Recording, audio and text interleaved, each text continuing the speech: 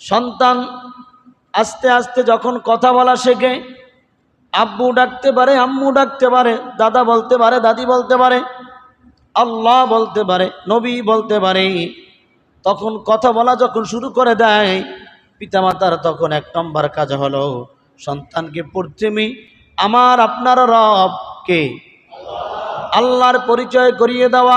ও সন্তান, তোমাকে আমাকে যিনি সৃষ্টি করেছেন তিনি হলো আমার আল্লাহ কে। এই জন্য সন্তানকে প্রশ্ন করতে হবে, বাবা বলো তো তোমার আমার রব কে, আগে শিখাইতে হবে। আগে কি করতে হবে? তোমার আমার সৃষ্টিকর্তা, পালনকর্তা, হায়াত দাতা, রিজিক দাতা আল্লাহ।